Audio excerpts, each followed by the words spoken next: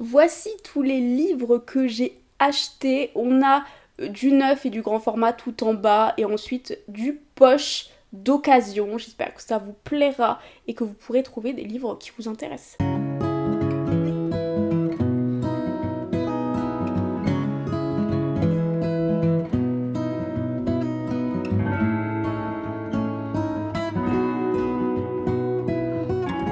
Bonjour à toutes et à tous et bienvenue dans cette nouvelle vidéo. Aujourd'hui on se retrouve pour un haul. C'est pas un style de vidéo que je fais souvent sur ma chaîne pour la simple et bonne raison que je n'achète pas si souvent que ça des livres et surtout des livres neufs. Mais là, depuis décembre, quand même, ça commence à remonter.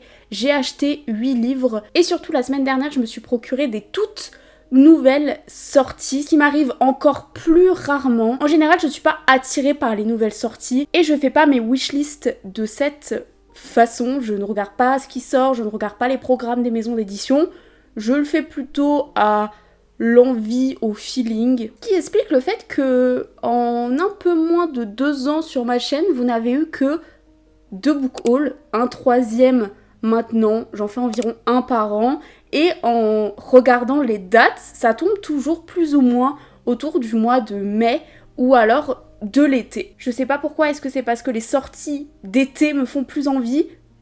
Peut-être. Si ce genre de vidéo vous plaît, n'hésitez pas à me le faire savoir en commentaire et à liker cette vidéo, ça me ferait vraiment hyper plaisir. Je vous promets pas d'en faire plus régulièrement parce que c'est pas dans mes habitudes comme dit, mais ça fait toujours plaisir. On va commencer par un livre qu'on m'a offert, il s'agit de Rosas et Dragons dont je vous avais parlé dans ma wishlist il y a quelques mois maintenant. Il a un jaspage absolument trop mignon avec un vitrail et la couverture encore une fois est très douce. On est sur de la cozy fantasy, un genre que je ne lis jamais. Je suis même pas sûre d'avoir lu un jour une œuvre de cozy fantasy. Pourtant c'est très à la mode en ce moment. Dans ce livre on va suivre un personnage qui évolue dans un univers un petit peu particulier qui ressemble apparemment à l'Alsace et autant dire que ça m'a donné encore plus envie car je suis alsacienne et je trouve que ma région est particulièrement belle et particulièrement propice à écrire des histoires de magie. Dans ce monde, quand on est directement associé à un dragon qui va devenir notre animal de compagnie, ou en tout cas un animal très important dans notre vie. Le dragon généralement reflète notre personnalité. Alors moi ça m'a fait penser aux histoires de totem dans Frères des ours. Si vous avez la ref, n'hésitez pas à me le dire. Mais voilà, donc on va associer à chaque humain un dragon qui est censé représenter la personnalité. Sauf que notre héros, il se retrouve avec une toute petite dragonne qui est beaucoup trop mignonne, qui est un petit peu maladroite et qui est surtout rose comme cette magnifique couverture. Bref, il a un petit peu honte. Lui, son rêve, c'est d'impressionner son père et de devenir à son tour vitrailliste.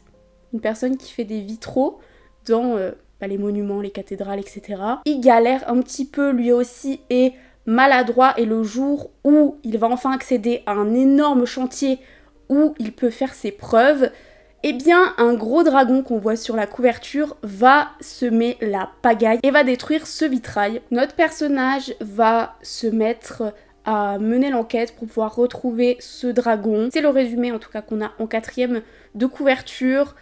J'ai été absolument ravie qu'on m'offre ce livre, ça m'a fait très plaisir. J'ai hâte de le lire, surtout que ça a l'air encore une fois assez mignon, une lecture réconfortante et Dieu sait que j'en ai besoin car en ce moment j'enchaîne les thrillers et les histoires horribles. Je sais que Rosas et Dragons a beaucoup tourné, notamment sur les réseaux sociaux littéraires et que beaucoup d'entre vous l'ont lu, donc n'hésitez pas à me faire un retour en commentaire et ça me ferait plaisir d'avoir votre avis, qu'il soit positif ou négatif, c'est toujours très intéressant de vous lire. En 2e, j'ai acheté la semaine dernière, qui est, je crois, la semaine de sortie, le roman Soir d'été de Manon Tétart.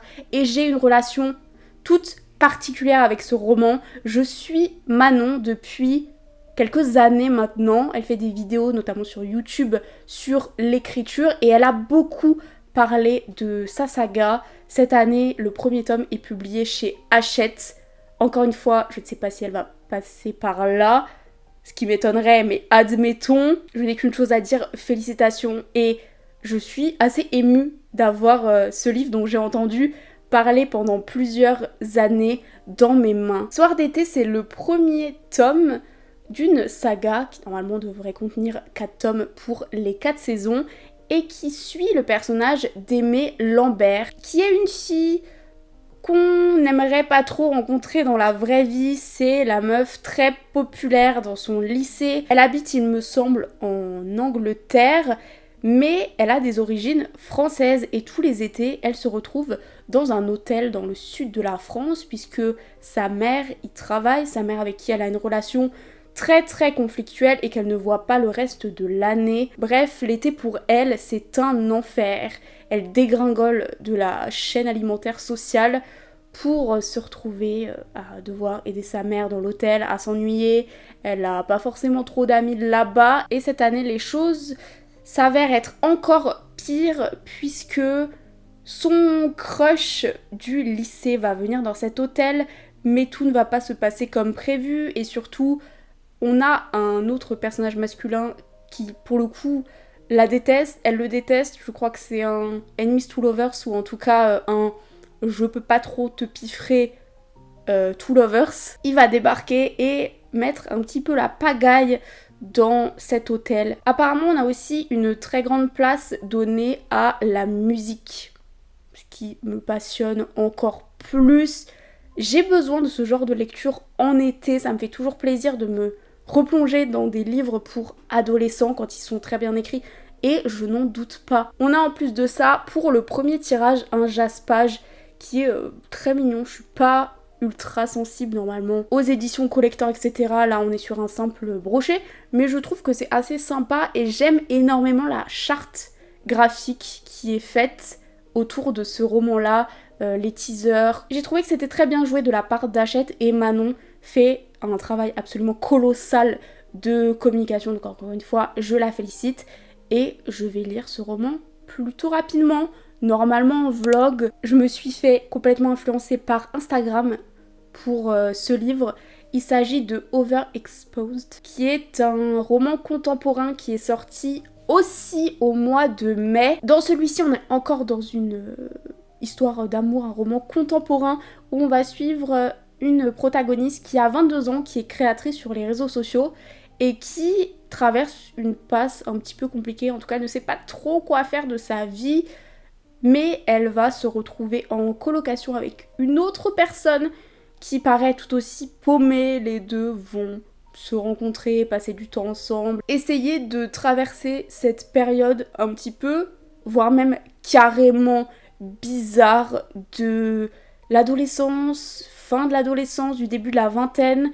Je suis pas sûre d'en être complètement sortie moi-même. Et ça me fait un petit peu penser aux personnages, notamment dans Le tourbillon des possibles de Clara Hérault, qui aborde aussi la thématique du passage à l'âge adulte et des galères qu'on peut rencontrer. Là, je trouve qu'on a un personnage très intéressant, très moderne, avec son métier qui est créatrice de contenu. Alors, je sais pas si elle en vit ou si c'est une passion qui prend beaucoup de son temps et qu'elle est étudiante à côté. Bref, ça, je le verrai en commençant à lire. Je me suis fait influencer et quand je suis allée à la librairie chercher Soir d'été, je suis tombée dessus et je me suis dit que pourquoi pas finalement.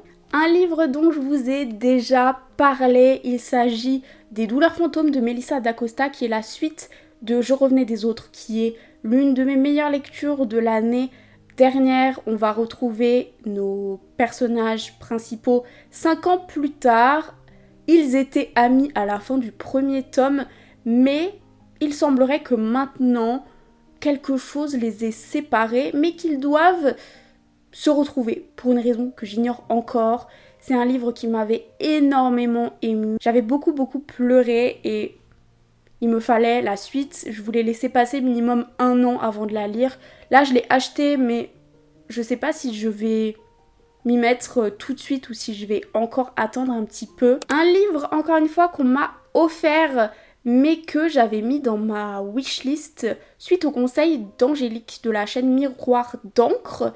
On est sur un roman très très connu de la littérature tchèque et qui va aborder la thématique de l'occupation nazie en République tchèque. Je sais pas à quel point l'histoire qu'on va suivre et les personnages sont inspirés de réelles personnes et de réels événements, mais je pense que oui. J'aime beaucoup découvrir d'autres pays en littérature et la République tchèque, je ne crois pas avoir lu de livre pour l'instant qui venait de ce pays-là. Ça m'intéresse et la thématique, la période historique m'intéresse aussi. J'ai une confiance aveugle dans les recommandations d'Angélique et j'ai été encore une fois très contente qu'on me l'offre. Une littérature que je connais un peu plus, un chef-d'œuvre de la littérature allemande qui est À l'Ouest, rien de nouveau. Je l'ai pris d'occasion en version française. Pour le coup, je suis tombée dessus et sur tous les autres livres que je vais vous présenter après, par hasard dans une boutique d'occasion à Paris. C'est un gros classique de la littérature allemande. Il y a un film aussi qui a été fait, qui est apparemment très bon avec Daniel Brühl, il me semble.